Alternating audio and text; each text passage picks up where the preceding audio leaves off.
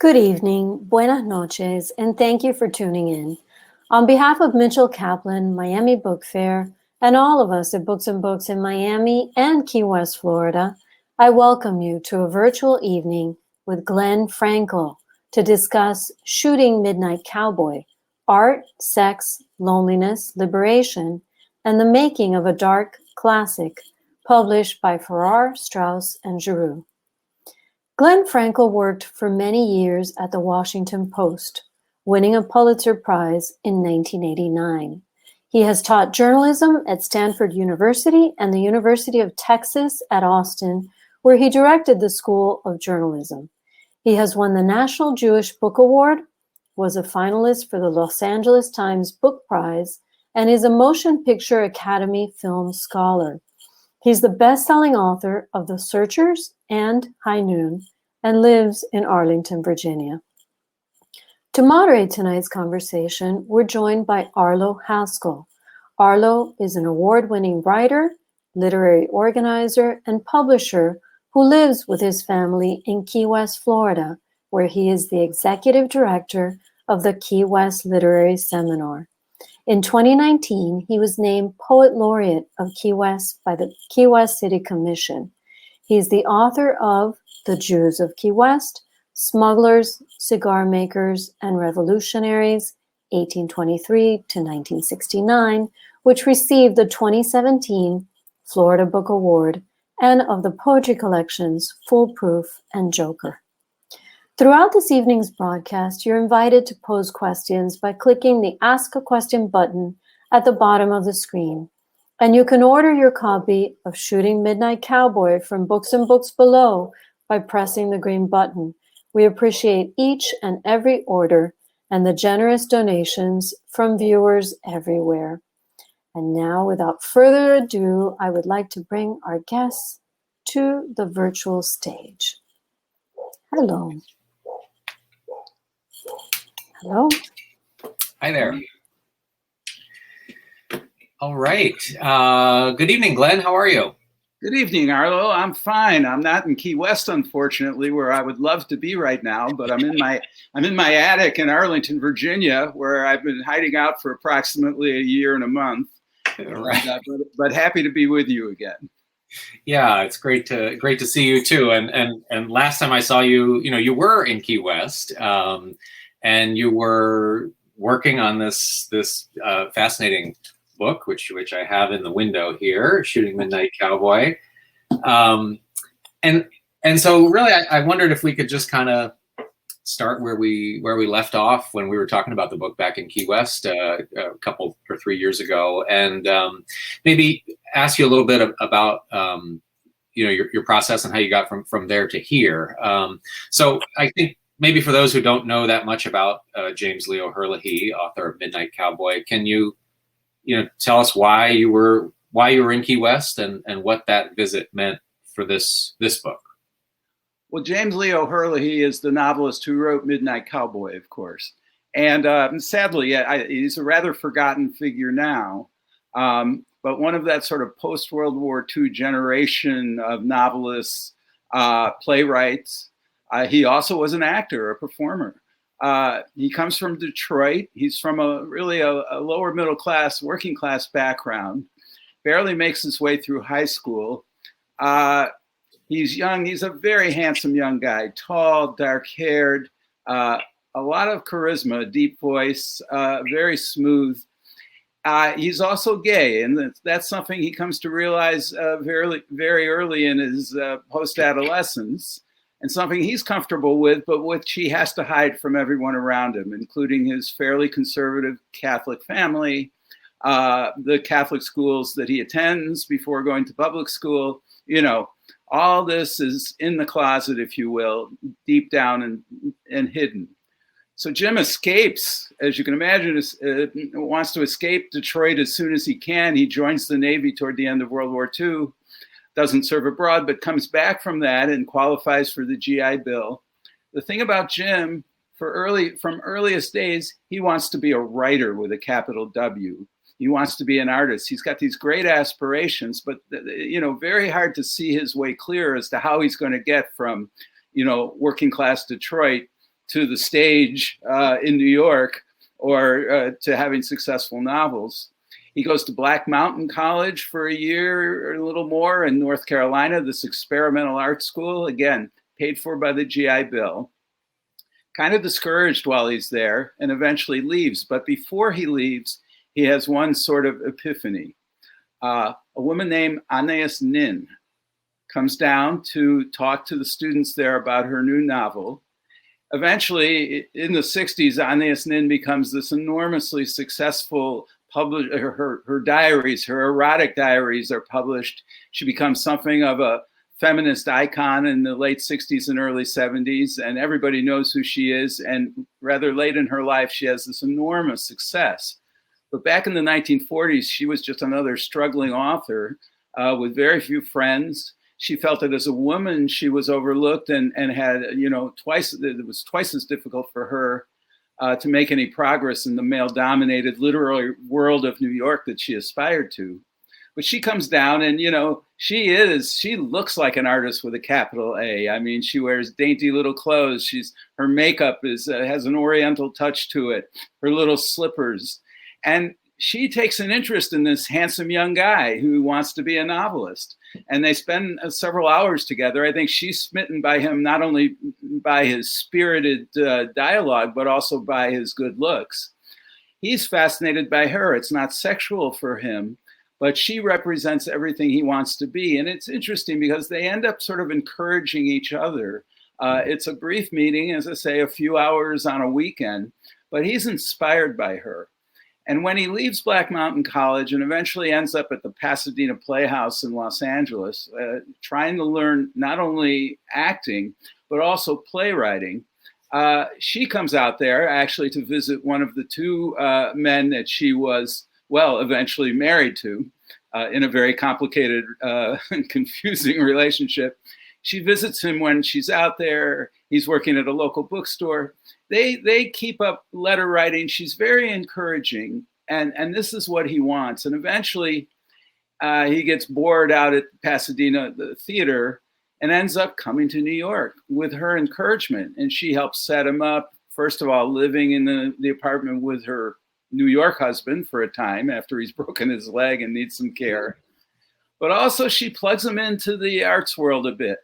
Anais Nin is responsible for him first being published in the Paris Review, one of his short stories.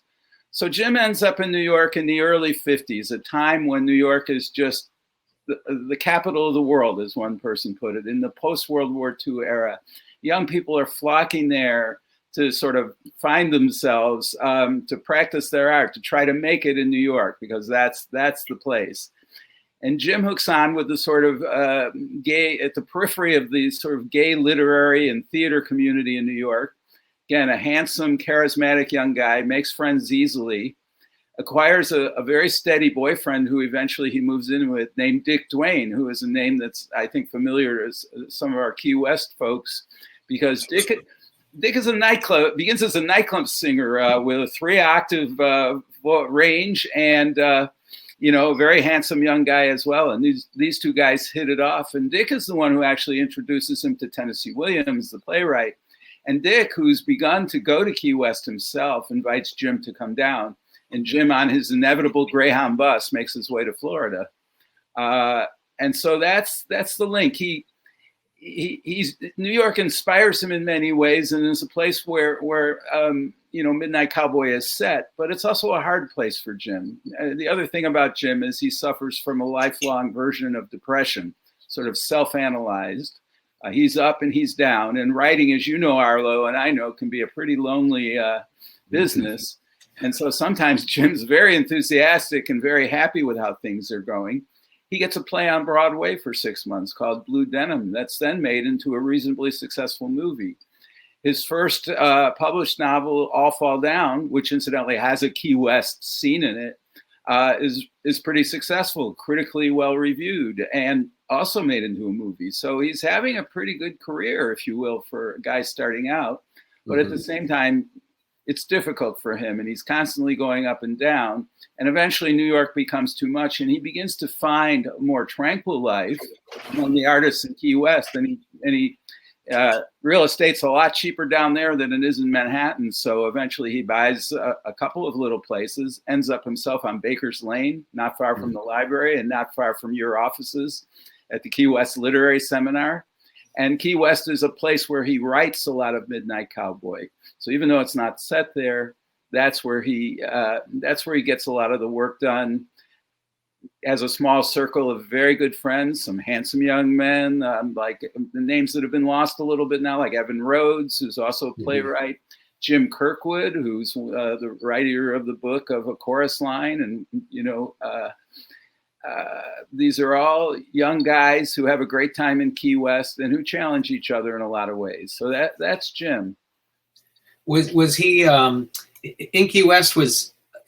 I'm curious if with that circle in Key West and within his community of friends, he was definitely living a kind of out gay life in Key West. Was that true of his life in New York? Was that kind of the same between New York and Key West, or was there anything he found here that was more creatively inspiring or more comfortable in a personal sense that he hadn't experienced elsewhere? That's an interesting question. He certainly was comfortable in Key West, but I think New York was a complicated place, of course, because even though it's very liberal, and gay people flock to New York from small towns all over America. First, starting during World War II, when you get all these soldiers coming in, on their way abroad, and you get guys from small towns who go down to Times Square and realize that their sexual interests are not solitary. For the first time, there's a big gay community in New York, one of the largest in the world. And I think Jim partook of all that as well. So I wouldn't compare, I wouldn't say Key West was more or less hostile to gay people. Certainly, Jim was a cautious man. And it's only with Midnight Cowboy that he begins really to write about homosexuality in a more open way. I mean, this is the mid-'60s already. Sodomy is still illegal in 49 states. And as I say, New York is a surprising place because on the one hand, it's very liberal and you would think very sympathetic to gay people. On the other hand, it's also the world headquarters of the psychoanalytical movement of Freudian psychiatry, which has a very conventional and critical view of homosexuality, which views it as a disease and as a curable disease, something caused by overly dominant mothers and passive fathers. Now, if you can get it as a disease, that means you can be cured of it, and if you don't get cured of it, that means you don't want to be. And so you've got this supposedly contagious. This is the way people looked at it. And the Freudian shrinks, who were basically like a priesthood in New York. I mean, it's not an exaggeration to say that anyone with any affluent person with a reasonable amount of money was thinking about going into analysis in New York in the 60s. I mean, Woody Allen movies come alive. The characters in there, they've all got analysts. And so there's this homophobia that is quite intense. And Jim stays well in the closet publicly. Yes, he's an exuberant gay man, I mean, with his friends and within the protective community, both in Key West and in New York. But at the same time, he's wary of coming out, and he doesn't for quite a long time, really till the 70s, after Stonewall, after many things have begun to change, and after the psychiatric community has recognized, that homosexuality is not a mental illness. That happens officially in 1973. Then Jim starts stepping out. But until then, he's a very cautious man. I was telling you before we started, I watched the movie for the first time today, actually. And there's that very first scene, even before the credits start to roll, where the camera kind of pans out on this blank screen of an outdoor drive-in movie theater screen, or not a theater, but a drive-in movie screen. There's this kids playground in the foreground, and you kind of can't tell what you're looking at first. Is it a dollhouse? No, it's this life-sized swing set in front of the movie screen. So right off the bat, there's a suggestion of there's a movie going on inside of the movie. And then later on, there's the great party scene where there's this Andy Warhol setting, and the Warhol stars are, actually making another movie inside of this movie. And that seems to me almost maybe like the mirror opposite of your approach writing a book about a movie. It seems like you're taking a kind of biographer's approach to the film itself. And so I want to know what makes you want to write about movies in this way, to tell a kind of story that surrounds this story of the film. Well, I sort of rather late in my, so-called career, I stumbled into this little subgenre of writing books about iconic American movies and how they were made and who made them, but also writing about the era they were made in and how they reflect that era. So it's sort of part history, it's part making of the movie. I'm toggling back and forth. I'd done one on John Ford's great Western, The Searchers, starring John Wayne, and I'd done another one about High Noon in the Hollywood Blacklist. I looked at Midnight Cowboy early on and decided that this would make a great third cowboy movie. And it's got nothing to do with John Wayne, though there's a name check of John Wayne. But it's just rich terrain because, the novel comes out in 1965. It doesn't do much at the time. It doesn't get the kind of critical attention that Jim's previous novel had gotten. But it does get interest, especially in the gay community, and the interest of the British director, John Schlesinger, who's wanting to make his first American movie. And it's filmed in 68, comes out in 69, and this is a time of enormous change and anxiety in American society. I think the whole country was undergoing a sort of collective, nervous breakdown. We think we're undergoing one now, and I guess we are in many ways. But back then, there's the Vietnam War, and Bobby Kennedy and Martin Luther King have been assassinated in 1968. New York, which was, as I say, the capital of the world and the most prosperous city in the world in the 50s, is beginning to hit the skids, and it's becoming, much poorer and much more dangerous, but at the same time, still a very fizzy place artistically. All kinds of things are happening in popular culture, and, adult themes are beginning to get a little more traction. The rules are loosening. I just found that this was a very attractive combination for me. To be honest, I had seen Midnight Cowboy when it first came out in 1969. And I found it kind of stunning and a little hard to digest, being so young and innocent myself at the time. I've watched it over the years, and I grew to have great respect for a lot of it. But I wasn't, I didn't know it would be such rich terrain. I didn't know, for example, all these really fascinating, creative people, again, a lot of whom come to New York, literally on the bus over the years, to try their hand. And John Schlesinger, the director of Midnight Cowboy, it turns out to be one of them in the end. And so because the characters were so interesting, not only Jim Herlihy and his circle, but the folks around John Schlesinger who make this movie, I feel very lucky to have stumbled into it and to have found it to be even richer than I first imagined. Yeah, it's I think that the movie still has that quality today. I mean, it still has the capacity to kind of shock and unsettle, watching it now for the first time. And your book is a really, rich, portrayal and kind of investigation of all the layers of activity around it. It's really, really fascinating.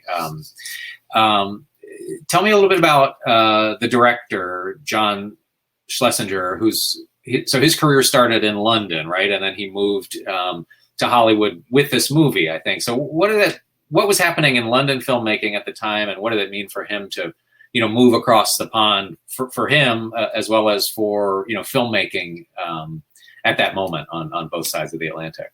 Well, my book starts out with Jim Herlihy and then toggles straight to John Schlesinger. They're only born a year apart, but they're such different backgrounds. I mean, John is from a wealthy Jewish family in North London in the Hampstead area.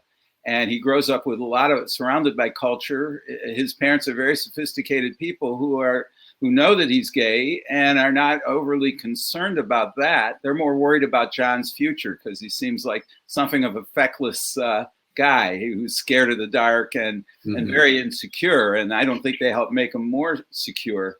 Nonetheless, he comes out of the war and eventually makes his way into the BBC's documentary films unit. He's good with people, and he's good at capturing moments, both on film and just noticing them, sort of quirky things, the interesting things about people and the scenes. You have to make those documentaries quickly and cheaply. And John picks up the craft of doing that and segues into movies. It's an interesting time in the UK for movies, because they're moving away from, films that are simply about the upper classes. I mean, sipping martinis somewhere near Buckingham Palace. And a whole new generation of new wave filmmakers are heading to the north of England to do gritty movies about working class people. They're moving, John Osborne in the play Look Back in Anger is sort of the first of these so-called kitchen sink dramas on the theater. Eventually, they come into the movies themselves. And John goes up and makes one of these early on in his career called A Kind of Loving with Alan Bates, which is a wonderful little movie, and it did very well. He proceeds, because John isn't really into, social commentary and advocating for the poor as he is for finding interesting people and interesting stories to tell. Billy Liar is his next movie, this kind of raucous, almost Beatlesque like comedy fantasy, also set in the North. And then he comes down to London and he makes a movie called Darling. He gets a young woman named Julie Christie to star in it, in her first starring role. And he's so good with actors, and he's so good with finding, as I say, these interesting contrasts between people and their lives in swinging London in the mid-'60s. Anyway, Julie Christie wins the Academy Award for Best Actress. It's nominated for a couple of other awards as well. And suddenly John, like a lot of other British actors and filmmakers, are being beckoned to the States, to Hollywood, where there's a lot more money and a lot more opportunity. The difference with John Schlesinger, though, is though he wants to be popular and he wants to succeed, he also wants to do what he wants to do. And he gets hold of Midnight Cowboy, this somewhat obscure novel at that point that a friend gives him. At first, he kind of dismisses it, but then he starts thinking about Joe Buck, the character in Midnight Cowboy, the naive little tall, handsome Texas guy who grows up in a very isolated circumstances, abandoned by his mother and ignored by the grandmother who allows him to live in her house. A lonely guy who can't really connect with other people, but he's handsome and he's naive, and he hops on a Greyhound one day and decides to come to New York to do the only thing he thinks he knows how to do, which is to say, become a male hustler. He thinks he's going to service, middle-aged, affluent New York women. In fact, there aren't very many of those out on Times Square looking for male hustlers. And he ends up, his customers, such as they are, end up being a handful of gay people who, in many ways, are just as victimized as he is. Something about this caught John, the poignancy of it, the complicated relationship between Joe Buck, the failed male hustler, and a Bronx-born little outcast con man named Enrico Rizzo. Two different, very, very different kinds of people. They don't like each other at first. Ratso is one of the predators in New York who takes $20 out of Joe's rapidly, decreasing budget. John really thinks he can do something with this. And he comes to New York with a fresh set of eyes, which is just the way Joe Buck has come.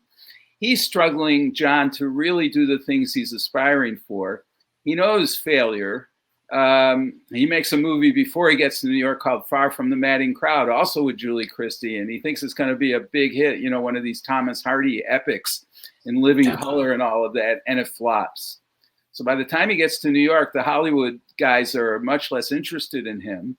Nonetheless, he hooks up with a New York producer, a scrappy guy named Jerry Hellman, who knows his way around and who likes Darling a lot and wants to work with John. And even though Jerry looks at this novel and thinks, there's no way this is going to be successful, Jerry wants to work with John Schlesinger. And so he agrees to be the producer. And John begins to attract people around him. And eventually, with Jerry's help, they get a studio, United Artists, which is a smaller, much more independent studio than MGM, let's say, which had first rights to anything John did. They were not interested in Midnight Cowboy.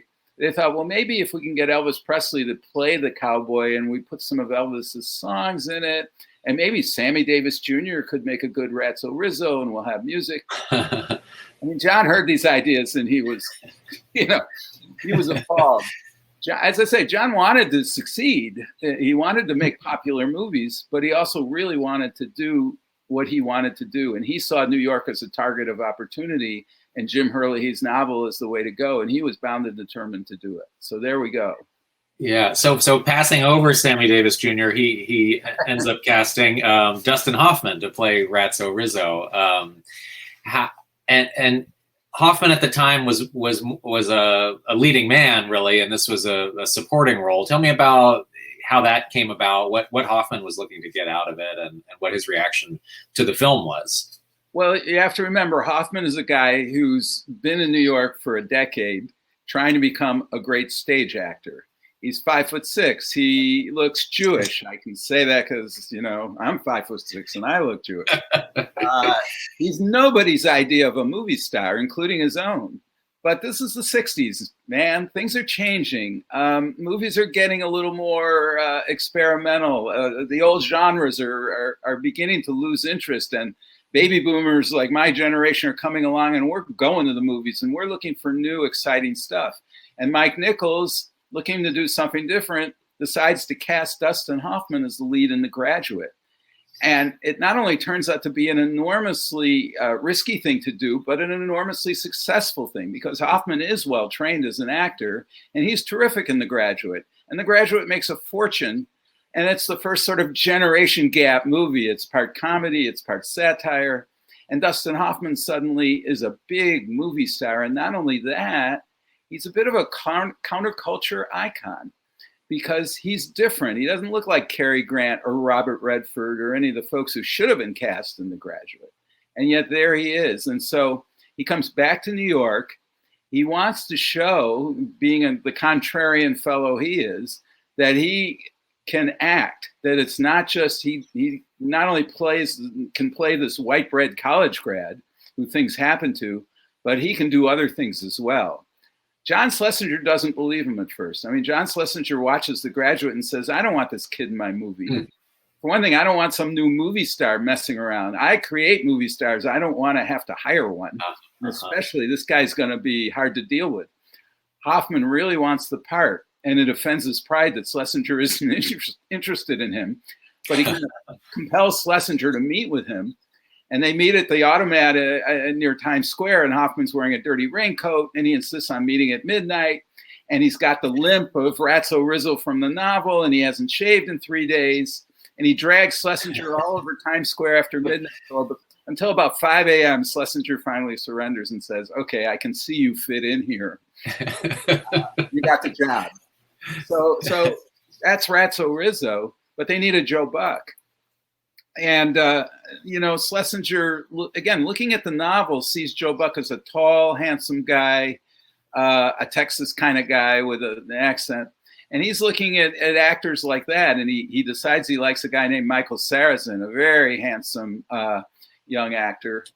And meanwhile, John Voight, who's from Yonkers, New York. I mean, it's ironic. Dustin Hoffman, who has the New York accent and the New York role, is actually from Los Angeles.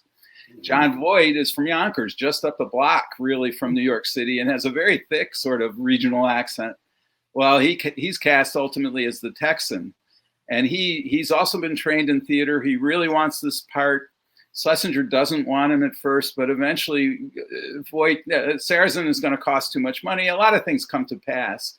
And the really important thing is that the casting director, a woman named Marion Doherty, who is a New York person who people rely on to get wonderful New York cast together. She knows Voight. She's been keeping tabs on him. And she thinks he's got the vulnerability, but also that the sort of core of anger inside Joe Buck, that he can do this. And she's pushing Schlesinger hard for Voight. And eventually, after Sarrazin turns out to be too expensive, they get John Voight. They pay him the grand total of $17,500 and make him the star of Midnight Cowboy. And what a pairing. The two of them together are really extraordinary in the movie.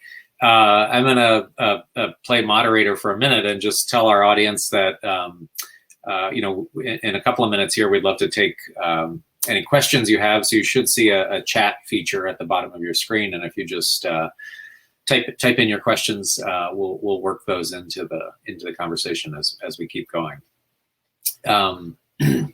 So Glenn, the sense I guess the sense I have is like, the late 60s are a time of ferment and transformation in America.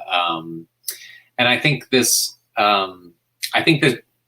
movie is about, it's about like reinvention, about our capacity to reinvent ourselves and fit new surroundings. The theme song for the movie is that Harry Nilsson song, Everybody's Talking at Me, but I don't hear a word they're saying. I'm going where the sun keeps shining, going through the pouring rain, going where the weather suits my clothes. The idea of finding a place that fits you. And I guess I feel like that interest in finding a place that fit him was what took Herlihy to Key West. And hearing you talk about Dustin Hoffman and Jon Voight really wanting these roles and really having to convince Schlesinger to get the roles, to transform themselves into the part. I guess for me, the kind of most poignant part of the whole movie is when they're on the Greyhound bus going to Florida, where Ratso Rizzo has long wanted to go, and he hates that people call him Ratso in New York. And he says, "We're going to tell all these new people my name is Rico." Okay. He's so desperate to be somebody different than he was. "We're going to tell all these new people my name is Rico." And Buck says, "Okay." How else can you talked a little bit about how this transformed, Schlesinger's career, and how else did it change? What are some other kind of transformation stories that you might talk about coming out of this film? How else does it speak to that transformation and moment of change? Well, I would say that almost everyone in the movie, and certainly the two main characters and the novelist who wrote it, and Schlesinger, they're looking to find themselves. They're looking to succeed. They have aspirations. They're looking to fit in somewhere. These two lonely guys on Times Square, as winter is closing in, and the only place they're living is this abandoned tenement, and it's getting colder, and you can see the ice coming out of the faucet. And Ratso Rizzo is a sick man. He's not only disabled, he's got some kind of pulmonary condition that we don't really know what it is, but it's killing him. And they form this partnership based out of mutual need. They're very wary of each other, but at the same time, they have nobody else. These are God's lonely men, and restless men, and that's what they have in common with Jim Herlihy, I would say. Whenever Jim found the place he was overwhelming, he left town, and he left relationships behind. He just sort of picked up and moved. And so this restless spirit, which is, I guess you could say it's the spirit of the 60s, but it's, the 60s was a time when, walls were breaking down, when all kinds of, as I say, adult stories were being told, when people were told to reinvent themselves and to never mind what the rules were. Yeah, that was a possibility, but you always take yourself with you, in whatever new incarnation you're in. These guys were lucky. When I say these guys, I mean the people behind the movie and the people who got involved in making the movie. They're a fascinating group of people of great talent. I mentioned Marion Doherty. We've talked about Schlesinger. But Waldo Salt, the screenwriter, is a man who's another aspirant, if you will. This is a guy who comes out of the Hollywood system. He's a heavy drinker. He's kind of a mess all through his adult life.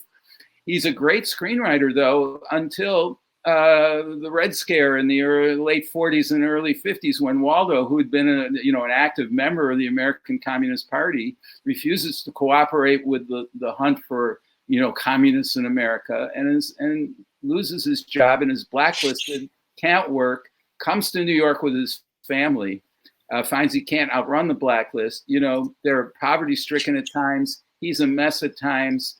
He only gets to start writing scripts again in the early to mid 60s when the blacklist is finally faded away, but the scripts aren't very good and his life is falling apart.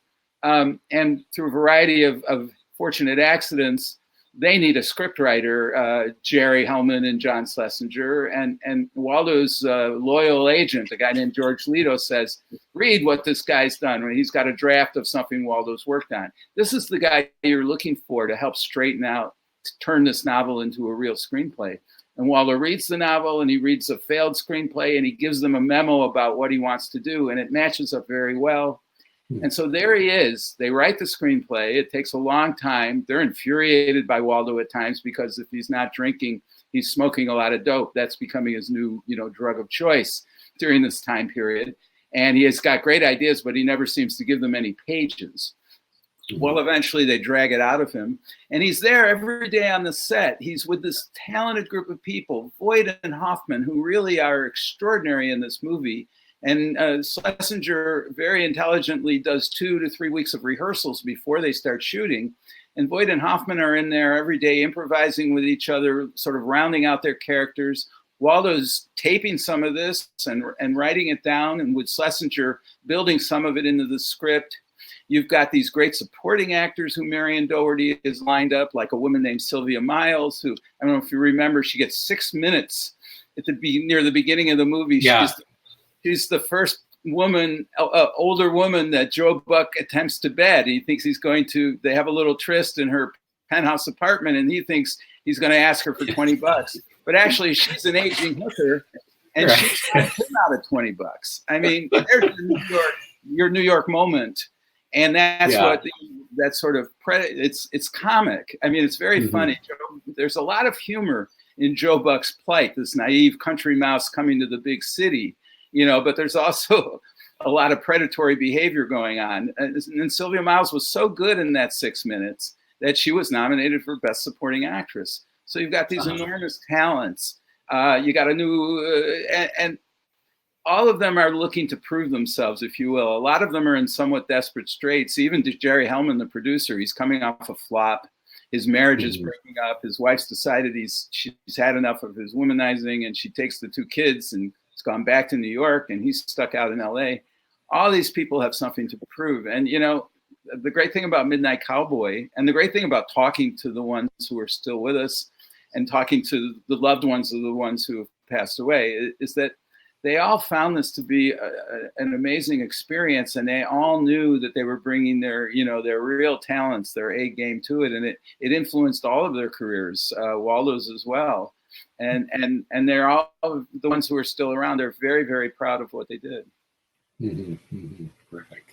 We've got a couple of questions in the chat here, Glenn. So let's see. Questioner asks, would you talk a little bit more about Dick Duane, who passed away recently, and his relationship with Herlihy and his connection to the movie? Well, Dick Duane comes from the West Coast. He shows up in New York. He's as I said, a 3-octave voice with him, a nightclub singer. He's successful. He's a very handsome young guy, and he's looking for his place in New York and in the arts world. And also he's looking for a partner, and he meets this tall, handsome guy from Detroit, and they fall for each other. He even goes out to Detroit that first Christmas in, I think, 1952, and meets Jim's parents and brothers and sisters. He came back, he told me, I don't know who they thought I was, but they were very nice to me. And he gets a sense of what a lonely, complex guy Jim is. And they move in together for almost on and off for something like 8 years, and they rely on each other, but it's a tempestuous relationship. Dick's looking for a much quieter life, I think, than Jim Herlihy wants. Dick doesn't go roaming around Times Square. Jim Herlihy does. But Dick introduces Jim to Key West. Dick has gone down here first. He's close to Tennessee Williams. He's a very charming, handsome young man, as I say. And, he introduces Jim to the Key West set. And for Dick, Key West really becomes a home. After he and Jim stop being involved with each other romantically, he takes up with a an ex-Navy, with a Navy veteran named Bob Thixton, who he meets down in Key West, and they become lifelong partners. Dick, interestingly enough, for a guy with no education, formal education, becomes Jim's go-to guy for help in editing these novels. And I'm not just going by what Dick told me. And incidentally, I was able to spend a couple of days with Dick and Bob a few years back in Florida, where they had moved from New York. And Dick both of them were enormously generous with their time and their memories of Jim, since Jim had died in 1993 and had left very little. He's left papers and some diaries, but it really was a puzzle to put him together. Dick was enormous, having Dick, and he was so generous and so loving of Jim and proud of Jim's talent. Well, Dick actually was his editor on Midnight Cowboy, and you see the book dedicated to him and thanking him for the work he did on it. But that just added to the tempestuous nature of their friendship, of course. I've never fallen in love with my editor, and I don't know about you. It's not easy, And so Dick and Jim inevitably have a falling out over time. But Dick always loved Jim and always respected his artistry and always felt for him. And there are times when they get back together in Key West. The other thing that happens, of course, is after the success of the movie, which Jim had very little to do with, though the screenplay in many ways does follow the New York half of the novel, even scenes and dialogue. And John Schlesinger acknowledged that even in the speech that was given when he won Best Director and when the movie won Best Picture. Nonetheless, for Jim, he makes a lot of money off the movie and off the new paperback that comes out with John Voight and Dustin Hoffman on the cover, this Dell paperback. And so he becomes kind of a prince of the realm in Key West. It's hippie time, and it's LSD time, and it's free sex time, gay or straight. And Jim takes full advantage of that, and his hair grows longer, and he sort of sets up an open house on Baker's Lane. The only problem with the open house is, everybody coming off the bus is suddenly showing up there. And Jim, he's a very idealistic man, and he believes in this new generation of free love, and he thinks that this generation is really going to transform the United States.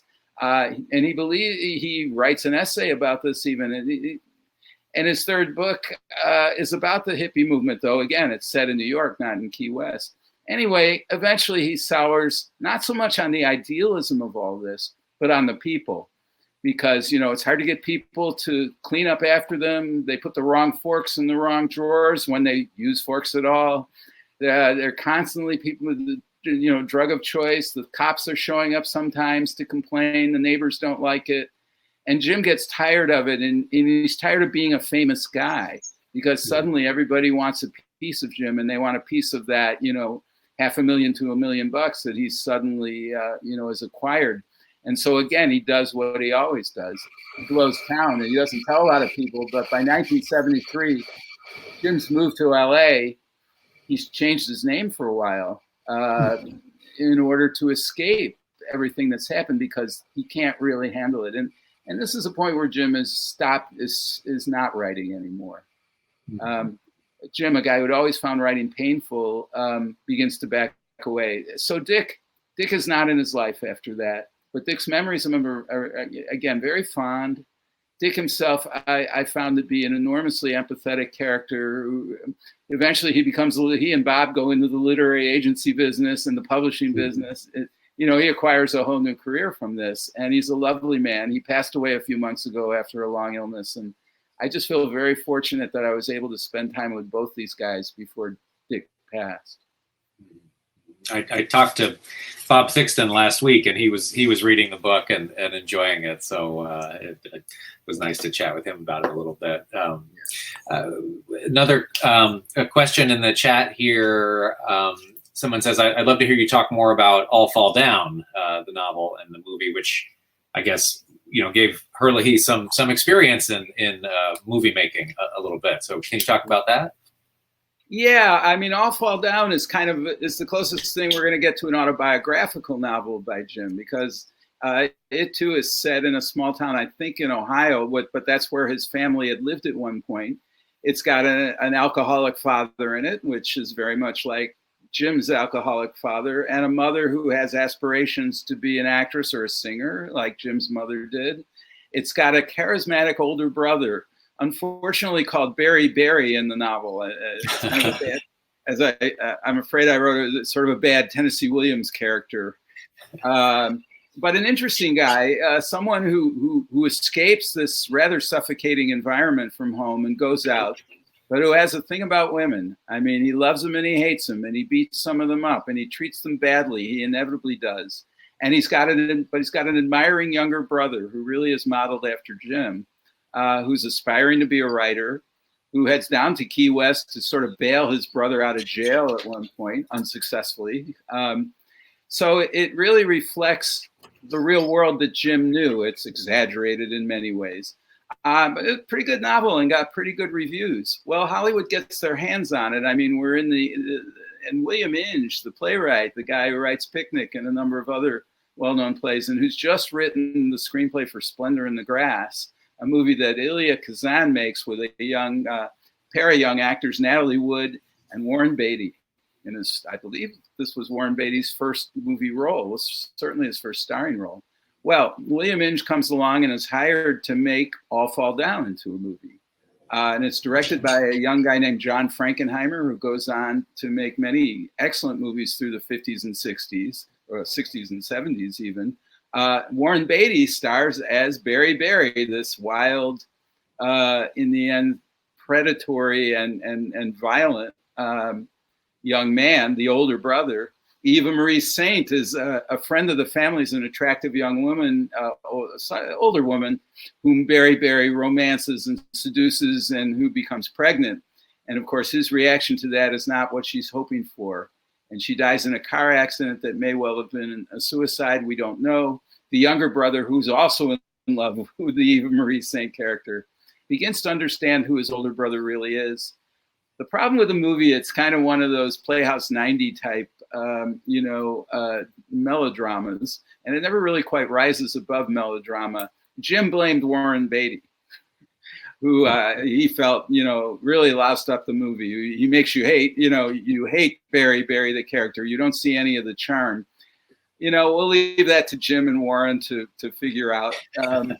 It's an interesting period piece, but it was not successful. It didn't hold up, but it did introduce Jim to the movies. And, Bill Inge became a good friend of his and a sort of mentor to him. He learned a lot. He learned what not to do. He learned that when John Schlesinger came along, to be wary of what John would do with Midnight Cowboy, and he knew to step away. He didn't invest a lot of emotion in it. Well, anyway, that's what he says in his letters to people. He's very haughty about the whole thing. In fact, I think Jim cared very much about Midnight Cowboy and how it was made and what it was going to be. And he even offers to doctor the screenplay at one point. And John politely but firmly rejects this offer. And Jim goes back to Key West and just kind of pouts for a while. But I don't recommend the movie All Fall Down, but I think the novel is really quite good and really is a great introduction to what Jim Herlihy is all about. Glenn, I think we're just about out of our time here, but I could keep talking to you about the book for a long time. It's a really fascinating portrayal of a fascinating work of art and a whole milieu of artists and figures. It's really it's a really well done book. So I congratulate you on it, and I urge everyone on the call here to go out and get a copy. It's just an excellent book, and you'll enjoy it. Am I in the screen? There we go. I just want to thank Arlo, and Christina as well, and certainly Books and Books. But Arlo, this was way beyond the call of duty. You got to watch the movie, which I hope you enjoyed enough to make. It was a real pleasure, and the Key West Literary Seminar is just such a great institution in Key West, and you invited me down for a week to research Jim Herlihy, and I'm grateful for that. And I'm looking forward when we're all suitably vaccinated and out from our caves. I'm looking forward to coming back and seeing you again. Thanks so much for doing this with me. Thank you, Arlo. My pleasure, and you're welcome. And yes, let's get you back here in the future. What a great conversation. I really loved hearing about Anais Nin and that whole, period in his life and what an influence she was on him. That was just amazing. So thank you so much. On behalf of everyone watching from everywhere, I want to thank you for being with us in our little virtual bookshop. I hope that we'll see you in person in Miami or in Key West very soon. I want to thank the Miami Book Fair as well for helping to put on this event. And anyone who would like to purchase the book can just hit the green button. We'll ship it right out to you. Or if you're in Miami or Key West, you can pass by one of our stores and pick up a copy there. So thank you very much for joining us, and we'll see you at the movies. Okay. Bye, everyone.